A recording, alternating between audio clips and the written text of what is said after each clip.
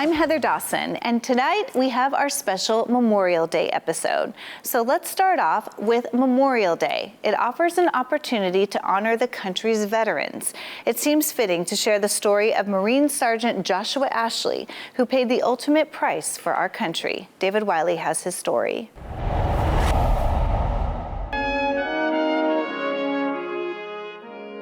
For military families, there's nothing more devastating than losing a loved one in battle overseas. For a local family, they have taken an extra step, a special adoption, to honor their son and ease the pain of his loss. U.S. Marine Sgt. Joshua Ashley is an American hero who lost his life in 2012 while fighting for our country in Afghanistan. Joshua was a local boy who grew up in Rancho Cucamonga. He had a towering presence and a magnetic personality that left an indelible mark on those who knew him. He was very athletic, very competitive, but he was big in stature. He's like 6'3", but he was the biggest teddy bear. A popular student at Etiwanda High School, Joshua was moved by the events of 9/11 and felt a calling to join the military. He didn't want to go to college, he wanted to go in the Marine Corps. So I made him give me 1 year in college, and he did, and after that first year, he went right into the Marine Corps. And Joshua took to the Marines right away, becoming a military policeman and eventually entering the K-9 Handler program. That's where he first met Sirius.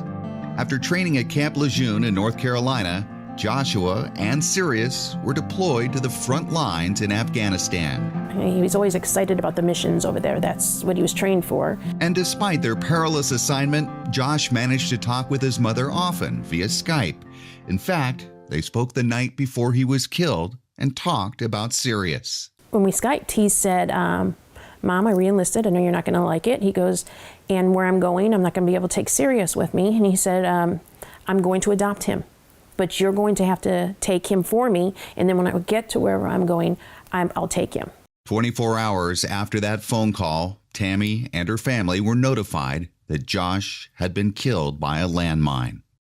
Remarkably, Sirius survived. And as devastating as it was to deal with the death of her son, Tammy almost immediately began pursuing the adoption of Sirius. I started the process of the adoption, which it's rare. Parents don't usually get their children's dogs that they're assigned.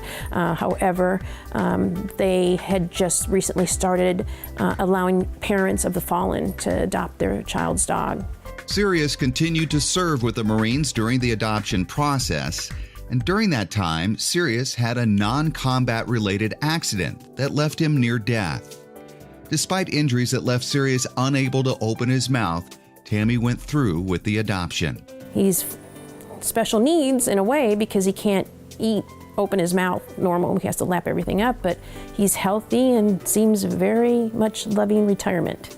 And while caring for Sirius has been a challenge, he's been a constant reminder for Tammy and her family of the son that they lost. Josh never had kids, and he wasn't married, and to me, this is his son. So that's the only part I have of him. And Tammy and Sirius continue to keep Josh's memory alive. Josh and Sirius were memorialized on the Lucy Pet Foundation float at the 2018 Rose Parade. For me, this is all about having my son never be forgotten. And with the help of Tammy and Sirius, the ultimate sacrifice that Sergeant Joshua Ashley made for our freedom will never be forgotten. With Memorial Day just around the corner, the Veterans History Project at the Library of Congress is urging the family members of veterans to record their loved ones' experience. With Memorial Day just around the corner, the Veterans History Project at the Library of Congress is urging family members of veterans to record their loved ones' experience. We've seen scenes like this on the news, but what's it like if you're on the front lines? The Library of Congress wants to know. They've collected the stories of 113 veterans and their families so far in their Veterans History Project, and they're looking for more. The Veterans History Project is your opportunity, your community's opportunity, your loved one's opportunity to reach out to the veterans in your life. While the Veterans History Project is interested in all stories from veterans and their families, they especially are looking for stories from military medical personnel, including public health workers. Together, these individual voices take us back and help us as a nation understand how we got where we are today and where we are going. To find out more, visit loc.gov/vets. The Armed Forces Insurance Military Spouse of the Year competition was held last week in Arlington, Virginia. The winner? The spouse of a member of America's newest military branch, the Space Force. Cynthia Scott has more. Arlington, Virginia was the setting for the competition that really isn't as much of a competition as a collaboration. The Armed Forces Insurance Military Spouse of the Year program. Winners from each of the military branches were selected to represent their individual service. And when the dust settled, the overall winner was Sarah Strader, representing America's newest branch, the Space Force. Besides being a spouse of a Space Force member and an expectant mom, Sarah also heads up an organization called Secure Families Initiative, which advocates for military families. I founded a nonpartisan nonprofit in the hopes of helping educate my community about better ways to show up in civic ways. We also train military family members to be their own advocates, to tell their lived experiences directly to decision makers so that our families can be heard in new ways. Hi, I'm Elise Thurston with Coast to Coast TV. As excitement builds for the FIFA World Cup 2026 kicking off this June, anticipation is growing not just around the matches, but how fans will experience the tournament, both in host cities and from home. Joining us is Mariota Essery, VP and Global Head of Creative at Visa. She's here with details on how fans can tap into a new campaign designed to connect the action on the pitch with real-time fan engagement. Welcome, Mariota. Thank you so much for having me. How is the fan experience different this time around? Well, I think it's important for fans to know that they can experience it however they want, whether it's at a watch party, whether it's on their sofa, whether it's at a bar, or whether it's actually in the stadium. But the most important thing is that we have this incredible campaign, Visa Tap In. It's actually inspired by the simple art form or the simple moment of tapping your Visa card. But it's also got a direct correlation to a tap-in goal. A tap-in goal is the simplest, easiest goal that is scored on the field, and it is in direct proximity to the goal. What we want fans to do is continue to watch, continue to participate and watch the games. When they notice a tap-in goal, that's when they start to tap in with our Visa campaign in order to get some really incredible prizes. Go to visa.com, fill in your information just once. It's really easy. And then you have the ability to tap into some of the most incredible prizes every time there's a tap-in goal that's scored. Some of those prizes are exclusive merchandise, signed memorabilia. There's tickets to go to some games. And then we've got one grand prize, which is 2 people can go to the final game, which I'm sure every single fan out there would love to win that one. For more information, go to visa.com. All the content is there, and follow along on our social channels on Instagram, on TikTok. We've got lots of engaging content that will keep you very entertained throughout the tournament.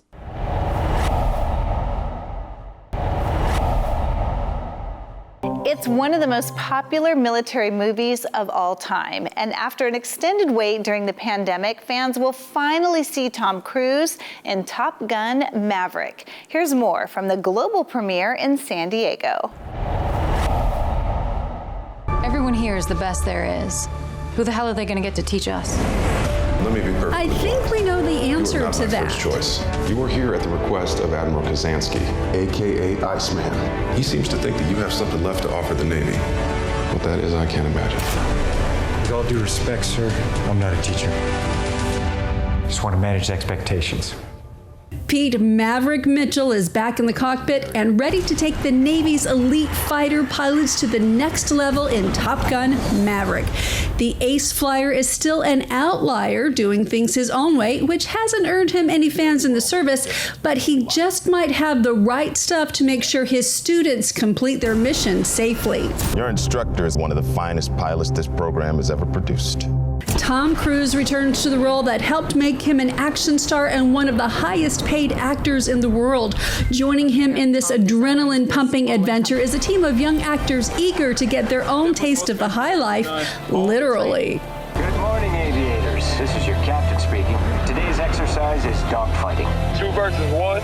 He's got to be kidding. Some ghosts of the past will be there to haunt Maverick, including Rooster, the son of his former partner Goose, played by Miles Teller. My dad believed in you. I'm not going to make the same mistake.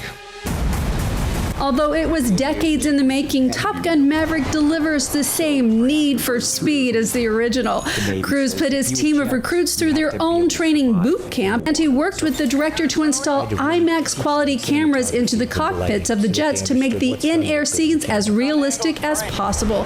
This is a feel-good movie that relies on patriotism, romance, and camaraderie to engage its audience. The film will certainly be a big winner at the box office, especially with a Memorial Day weekend boost.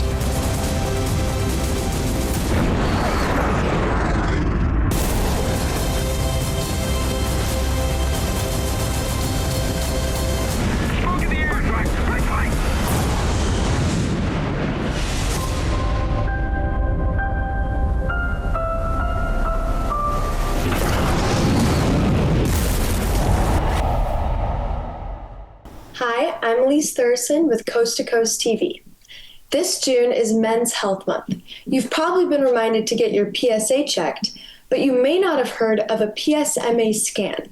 Found in 80% of prostate cancers, PSMA is a marker that can pinpoint where cancer is in the body for men already diagnosed with prostate cancer, playing a critical role in guiding prostate cancer diagnosis and decisions. Joining us today are Dr. Philip Koo from the Prostate Cancer Foundation and Bill, who is living with prostate cancer. Dr. Koo, how common is prostate cancer and what should men know about screening? Unfortunately, prostate cancer is very common. 1 in 8 men will be diagnosed with prostate cancer. But the good news is with PSA screening, you could detect it early and set yourself up for cure. But one of our newest tools and why we're here today on behalf of Novartis is to talk about PSMA scanning, which you had mentioned. And this is meant for certain men who are eventually diagnosed with prostate cancer. And Dr. Koo, for men hearing about PSMA for the first time, what exactly is it and why does it matter in prostate cancer? It's a biomarker and it's a protein that's expressed in over 80 to 90% of prostate cancer cells. The beauty is you could then image it and figure out where in the body the prostate cancer cells may have spread to.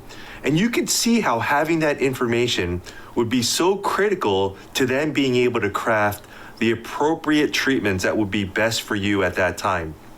And Bill, what can you tell us about your experience with PSMA testing? Great question, Elise. I'll tell you that I've always been a take charge kind of guy, and that didn't change with my diagnosis 18 years ago. And the most important thing I did was to gather as much information as I could. And I took it to my physician because information is power. And he and I crafted a plan which included the PSMA testing. And I would just encourage folks to just take your questions to your caregivers until you get the answers you need. And Dr. Koo, how can patients and doctors work together when deciding if the PSMA test is right for them? I just have one request for everyone listening and watching this is go to getyourscan.com. Learn about what is PSMA scanning, learn about it, and then when you go to your clinic visit, talk about it and see if it's right for you. And if it is, go get it done. Simple request, please go out, visit getyourscan.com. Well, thank you so much, Dr. Koo and Bill. It was great talking to you both. Thank you, Elise. And you, Elise. Thank you.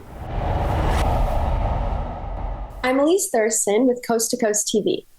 May is ALS Awareness Month, a time dedicated to recognizing those living with amyotrophic lateral sclerosis, or ALS, and reinforce the importance of raising awareness.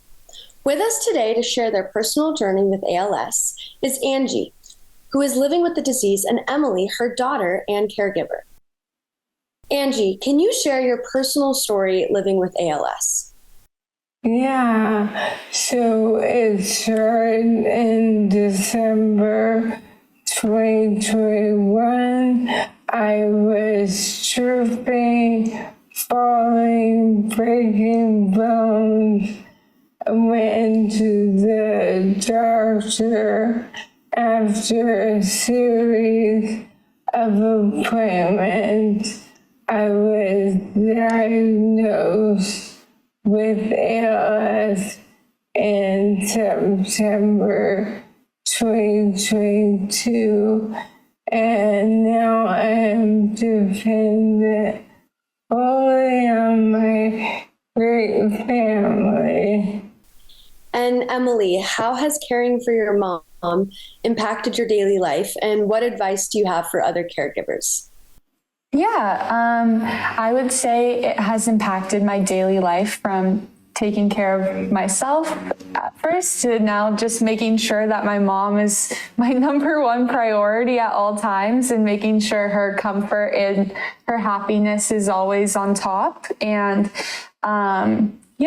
the other advice I would like to give to caregivers is just to give yourself grace, and that it's not just a one-person job. We have a whole team. My whole family helps out here, and that is why we are partnering with Shionogi to share our story and raise awareness about ALS. And Emily, what do you want others to know about the disease, and where can our audience go to learn more? Yeah, I would just want others to know that ALS is such a daunting diagnosis, and so it's very important to discuss treatment options with your doctor and know that everyone is different and they will have different symptoms and everything. But I can also lead you to alspathways.com/Angie, which will also have more ALS resources for you.